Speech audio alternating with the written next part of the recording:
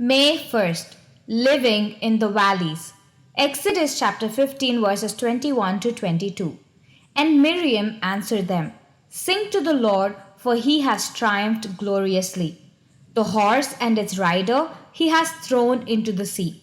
So Moses brought Israel from the Red Sea. Then they went out into the wilderness of Shur. And they went 3 days in the wilderness and found no water. Mountaintops are great places. As you stand on some lofty peak, it seems as if you can see forever. But most people don't live on mountains. The demands of reality require that life is generally lived in the valleys.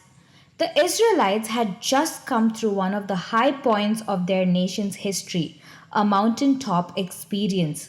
Pursued by Pharaoh's army, they crossed the Red Sea with dry sandals and then saw the waters rush together again upon their enemies' horses and chariots. With tremendous joy, they sang God's praise.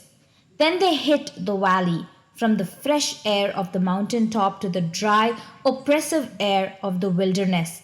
For 3 days they traveled without finding water. Compared to the mountaintops, the valleys are real spiritual challenges. But that's the way real life is. Spiritual mountaintops are wonderful. You feel particularly close to God during your devotional time. You return from a weekend retreat knowing the living Lord has met with you in a special way. You come home from church after the pastor's sermon has met a deep spiritual need in your life. You reveal in the warmth of these marvelous mountaintop experiences.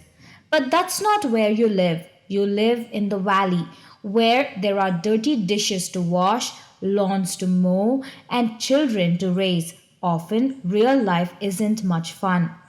Fortunately, Israel discovered, as will you, that God is with you both on the mountain and in the valley. He never leaves you, never allows you out of His loving care.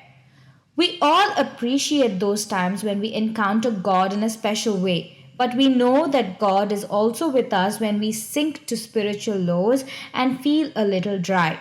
The God you meet in the good times is the same God who meets you in the hard times.